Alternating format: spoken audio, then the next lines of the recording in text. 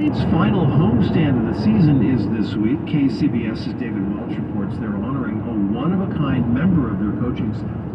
It isn't every day that the Giants organization honors an assistant coach with a t-shirt promotion. However, Alyssa Nakken, in addition to being a gifted coach, was the first woman to coach on the field in a major league game. We have some of the best fans in baseball. Nakken prefers to focus on her work and says she's uncomfortable as the center of attention. But even her boss, Giants manager Gabe Kapler, understands the significance of Nakken's achievement. Fans love Alyssa. They love her for what she represents. According to the team, Nakken items are in high demand at the dugout store, and Nakken is a favorite among young Giants fans.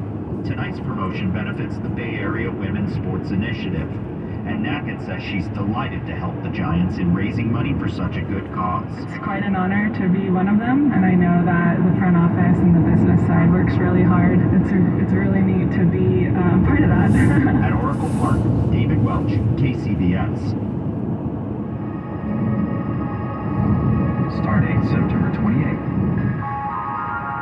Spaghettification sounds like prep work for a big pasta dinner, but for scientists, it's something even tastier: the destruction of a star by a black hole.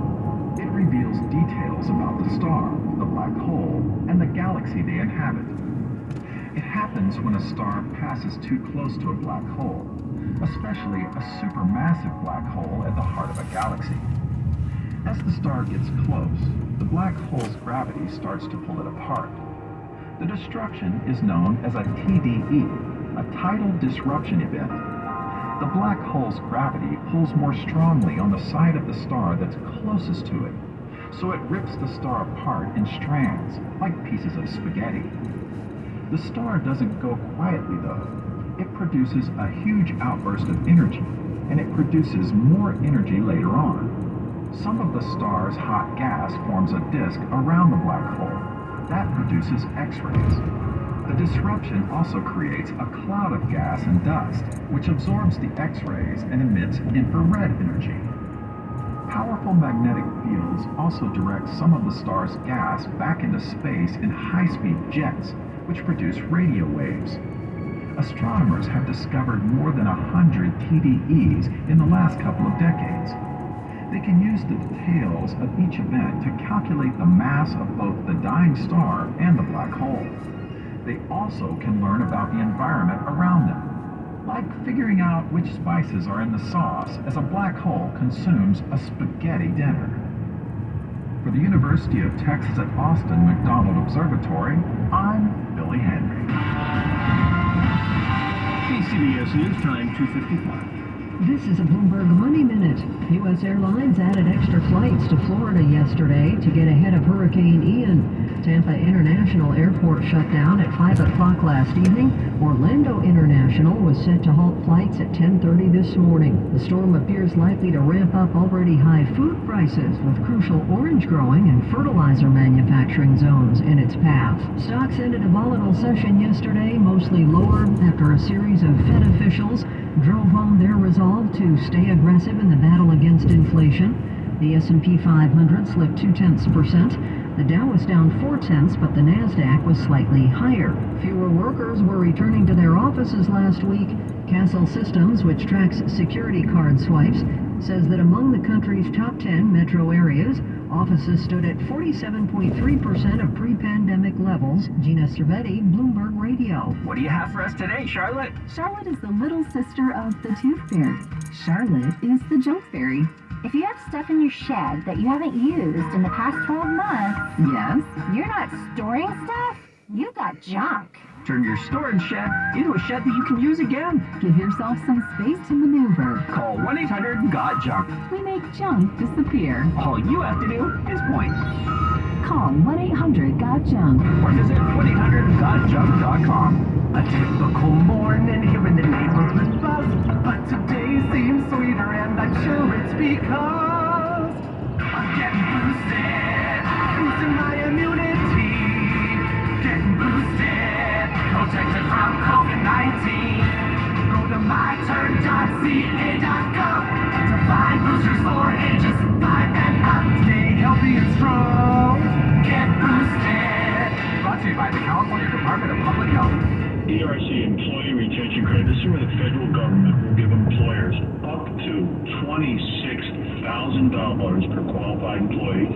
So if you had 10, that would be up to over $250,000. If you had 20, up to just over $500,000, so on. And there's two different ways to qualify. And what is a crying shame, a lot of people think you have to have both. And a lot of people were told, even by their CPAs, that if your gross revenue wasn't down by a certain amount, you didn't qualify. Not true. There's a different independent way to qualify. It's either or. Bottom line is, you can just contact us. We'll tell you if you qualify. And if you do, let's get your free money from the federal government. It's a grant. That means you don't pay it back. It's not a loan. It's yours to do with as you please. 888-TAX-DEAL. That's 888-TAXDEAL. 888-TAX-DEAL. Or MoskowitzLLP.com. MOSKOWITZLLP.com. It's 2:58. Here's a look at traffic on KCBS with Carol. And we're going to take a look at some of the roads in Solano County. If you're starting off on 80 eastbound in Vallejo, just be aware that from Georgia Street to Redwood Street, you have two right lanes that are closed. They're doing some bridge construction work there. Also in Cordelia on 80 eastbound between Red Top Road and Green Valley Road, two left lanes are shut down for some road work. And in Cordelia also, the eastbound 80 on and off ramps at Green Valley Road are closed, and that eastbound 80 connector ramp to southbound 680 is closed as well. Also be aware that on eastbound 12, that connector to eastbound 80 is completely shut down, so traffic is being diverted off at Red Top Road over to eastbound 80.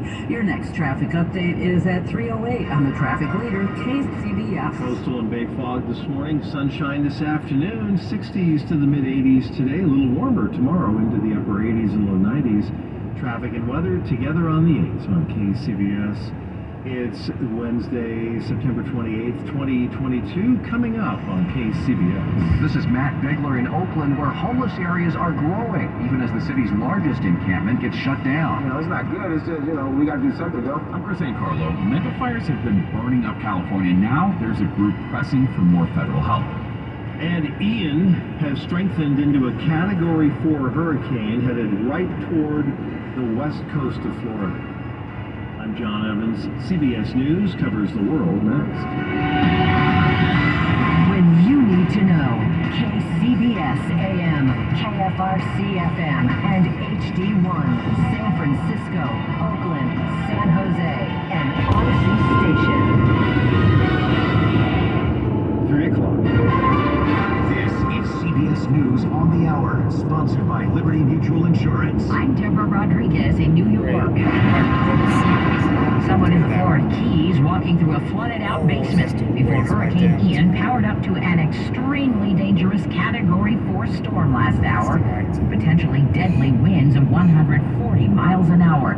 The system is expected to make landfall sometime this afternoon or this evening, south of Tampa Bay. Meteorologist Craig Allen with our affiliate WCBS. This is obviously a life-threatening storm. There will be a life-threatening storm surge along Florida's west coast.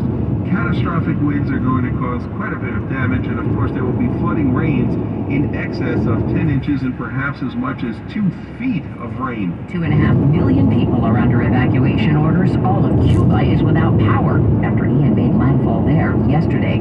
A Western official speaking anonymously tells Reuters leaks in the Nord Stream pipelines from Russia to Europe are a very serious development and highly suspicious. The person says a full investigation could take weeks. The Kremlin just now saying it's, quote, stupid and absurd to think Russia is behind the leaks. Says there's no clarity on a timeline for repairs. Russia is ready to formally annex occupied regions of Ukraine. After referendums, the Kremlin says earned full support from local residents. The BBC's Russia editor, Steve Rosenberg. The key point about these so-called referendums is that they were not real referendums at all. They were hastily organized votes, conceived and controlled by the Kremlin, a smokescreen for Russia to annex a whole swathe of Ukrainian territory. North Korea has just conducted a missile test ahead of Vice President Kamala Harris' visit to South Korea. Correspondent Cammie McCormick reports. The South Korean military says Pyongyang fired an unidentified ballistic missile. This comes just days after its last test. It landed in the Sea of Japan. Vice President Harris is expected to visit the demilitarized zone separating